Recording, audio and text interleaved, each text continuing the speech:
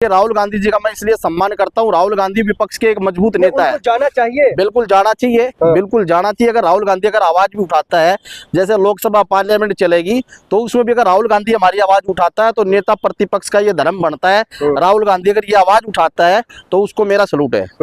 लेकिन राहुल गांधी तो सिर्फ राहुल गांधी जब भी किसी भी मंच पर जाते हैं संविधान का बुक लेकर के जाते हैं, लेकिन वो बीजेपी पर आरोप लगाते हैं। मोहन यादव जी कहते हैं मैं अपमान नहीं कर रहा हूँ। फिर उनके राज्य में, उनके हाईकोर्ट में ये क्या चल रहा है? देखिए, मोहन यादव जी वहाँ के चीफ मिनिस्टर है और ऊपर उनकी सरकार है बीजेपी की, ठीक है। अगर बार बार अगर मोहन यादव जिस तरह से अपना गिरौना जो काम कर रहे हैं, वो मुझे नहीं लगता कि ये पूरे हिंदुस्तान के अंदर, भारत देश के अंदर अगर कोई पहला अगर मुख्यमंत्री होगा जो संविधान विरोधी है तो उसका नाम है मोहन यादव। संविधान विरोधी? बिल्कुल संविधान विरोधी। कैसे? आप देख लो, जब ये कितना बड़ा ड्रामा हो रहा है, ड्रामा ही कहूंगा मैं। तो क्या पुलिस प्रशासन जो मध्य प्रदेश के है, ग्वालियर के हैं, उनको नहीं अरेस्ट करना चाहिए अनिल मिश्रा को? ऑर्डर कौन करेगा? सरकार करेगी, सरकार FIR करेगी। मोहन यादव क्यों दबे हुए इस बात पे? करे ना FIR।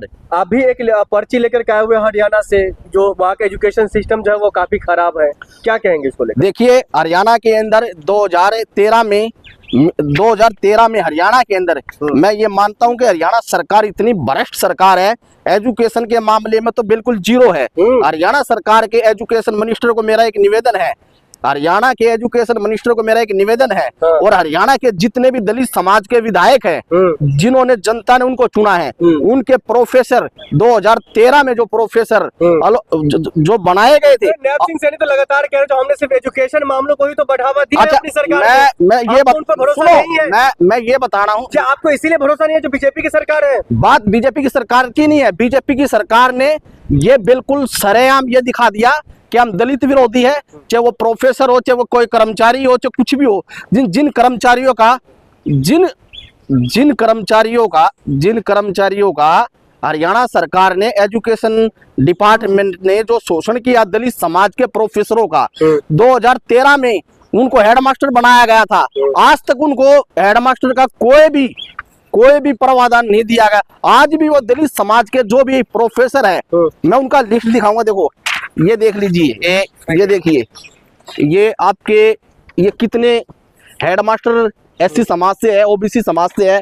आप बताइए, इनको आज तक भी एजुकेशन हरियाणा सरकार ने, ये देखो आप। नहीं, मैं समझ गया, ये देखो आप। सवाल समझ गया, लेकिन सवाल ये भी है जो आप लोगों के साथ कौन है? देश में सबसे 2 बड़े नेता जो दलितों का, एक तरफ चंद्रशेखर आजाद रावत जिसको आप मानते नहीं है, दूसरी तरफ मायावती जो घर बैठी है। देखिए, जब देश के अंदर अगर ऐसे ही लोग अगर टिविट खेलेंगे, पर्दे के पीछे राजनीति करेंगे, तो हमारे दलित समाज के लोगों का भला कैसे हो सकता है?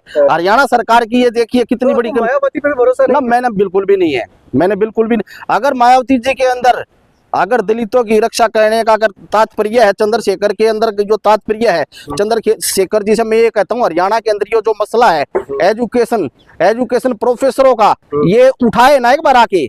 ये गलत है या ठीक है?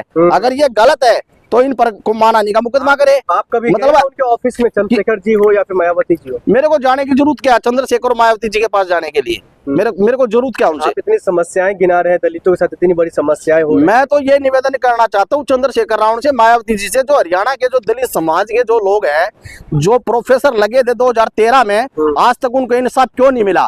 क्योंकि हरियाणा सरकार कहती है कि अथे पिछड़े दलित समाज की ये सरकार है, जिन्होंने भरपूर उनको समर्थन दिया, भरपूर सरकार बनाई। लेकिन आज तक जो हरियाणा सरकार के अंदर एजुकेशन जो हेडमास्टर लगाए थे 2013 में लगाए थे, आज तक वो नीति और नीयत के हिसाब से आज उनको हर तरह की उनको फैसिलिटी मिलनी चाहिए थी।